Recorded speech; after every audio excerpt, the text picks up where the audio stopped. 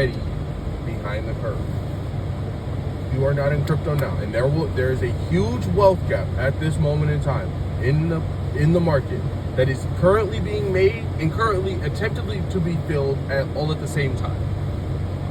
With that being the case, now is your best time more than ever to get in. Your best time was before Bitcoin was a thing, and that's before any of us were doing anything besides playing Black Ops 2, Modern Warfare 2, COD, and playing with Barbie dolls and watching Hello Kitty and shit like that. I wasn't watching. I'm naming that for folks.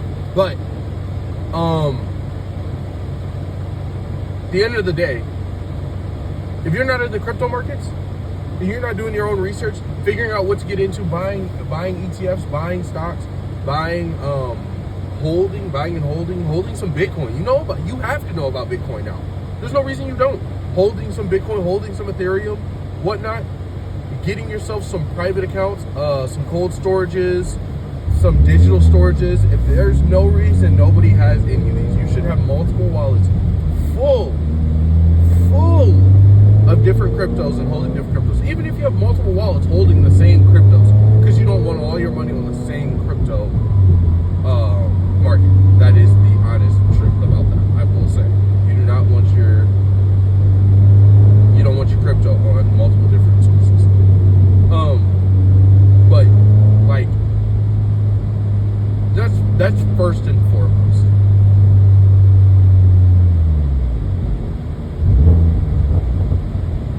Two,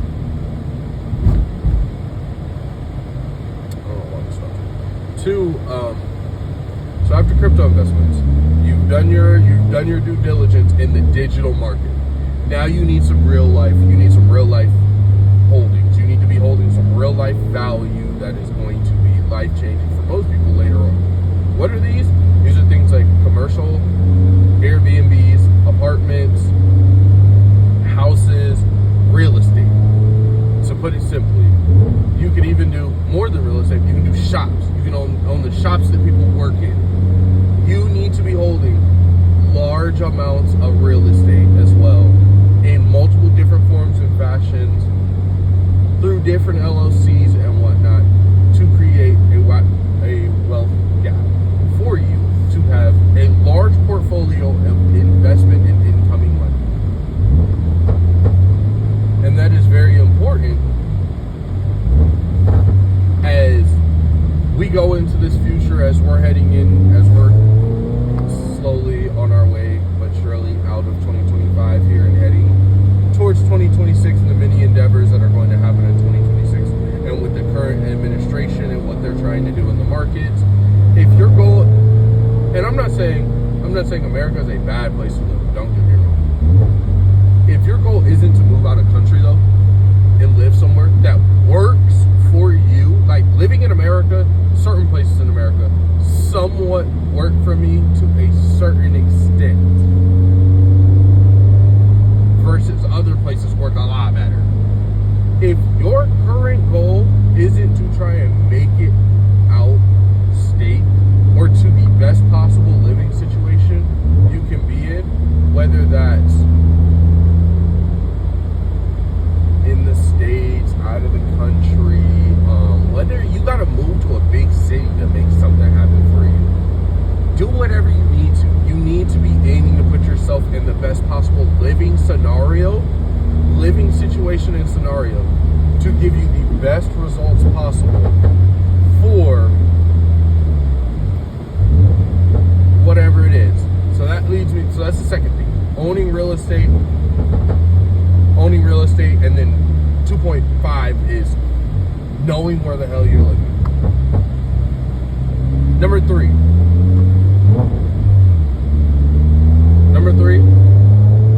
and for me this is a little bit of a big one, making more money. Now sure, those investments we named, those are passive incomes. Your active income should be growing. You should be in something that is an active income, whether it is a high-paying job and you're okay with working a 9 to 5, or you are doing some entrepreneur stuff such as e-com. You're doing drop shipping or e-com. You're selling an item on the market and people are paying you for said item. If you are doing one of opinion, you're doing amazing. Keep doing your thing quick enough. If you're working a job, work with what you got. But either way, making your passive income make more money. You should always be reinvesting into yourself, or AKA the skill you are already working on. That does not change. It doesn't. There's nothing that's going to ever be different about that. Your active income needs to get as much love as your passive incomes, until your passive incomes can make you more than your active incomes. Now, I'm not even gonna lie to you, I don't foresee that being possible for myself as a trader, just because as a trader you are scaling your own income every single day, and that is how your income grows. So like yeah, you should be getting into it. Should be scaling your active income. So those are my 3 huge, like, important things that you should be taking a note. And the 4th thing, and I feel like this is even more important than the other ones, do not try and scale your life as fast as you make the money. And what I mean by that is, if you go from making $100,000 to $500,000, do not try and live a $500,000 lifestyle. Try to live a $100,000 lifestyle. Why? Because if you try to live a $100,000 lifestyle, you still get to do far more than the average person. You're still on your own time. You're still free. Your money is still yours, but you also are not living paycheck to paycheck. Any financial crisis that come your way, you gotta act ready to axe them straight off. You're not worried about it. Live below your means. While you're doing all of this, keep your living expenses low. Like, everything, the best part about my position right now is everything I have right now, I don't plan on increasing. The only next thing I could get is groceries and an apartment, which is something I am working towards. Groceries and an apartment. Those are the only 2 other things I could get right now that would make even a difference. And even then, I'm even thinking of skipping the apartment. Just buy a house. I'm gonna just get straight to owning my own house, because that's kind of what I want to do. I want to own my own house. I want to have a place that I live in that I can call my own.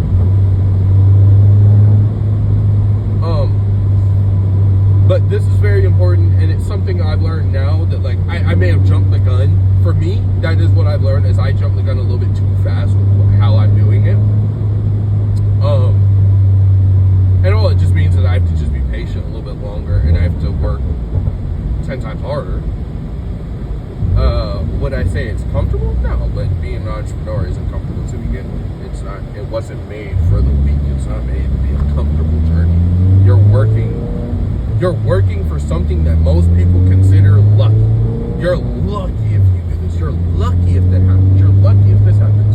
You put in 1,000 hours of trading and you're making money. You're just lucky in the market. That's the world of an entrepreneur. Everything is luck based to everyone else.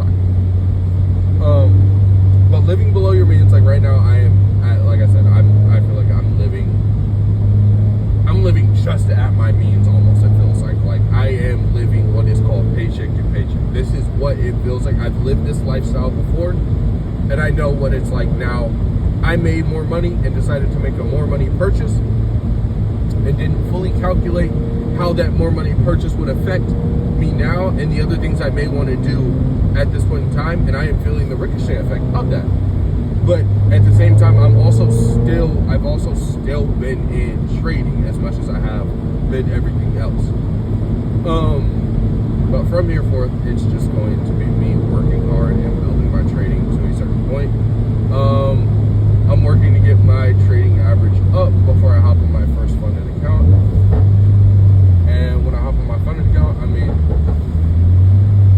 I feel like things are going to be so bananas and butter. Like, I have, in my head, I have one more account I'm going to do, funded account wise, and it's going to be a full year of back testing. That's what it's going to be. I'm going to be risking.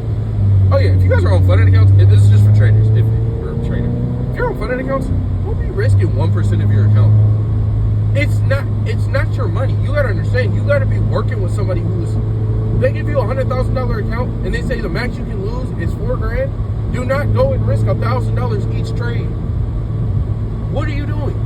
Yes, $100,000, 1% of 100,000 is 1%. But you can only lose 4.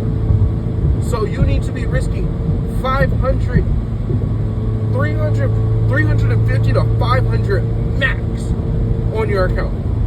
That's just a tangent, but yeah, those are the 4 things I would say from 2025 now. The great lock-in is what everybody's calling it. 2025 now, all the way to January 1st, you should be setting yourself up to be in multiple sets of different portfolios, different kinds of setups with your money, and setting up a viable lifestyle where you can still do everything you want. I myself am looking to make large adjustments going into 2025, especially coming this end of October. I have something big planned for myself for the end of October, and you guys will get to see what I do in October. But yeah, I think I can feel it that this is the year where things start to change a lot for me. Start to cook up a lot here. So like, I'm gonna really be in my trading factory here in a moment. Like, I'm gonna really be saucing up the charts here soon. Every single day, I'm just working hard. Everybody's got their own circumstances. You all know you have your own circumstances, and you also all know when you are making excuses for stuff. When you are making excuses for stuff that may be like you don't have enough time. With that being said, though, guys, I'm gonna get inside here, get back to work, trading. Good talking with y'all. And again, stay low enough, and you'll be big enough soon enough.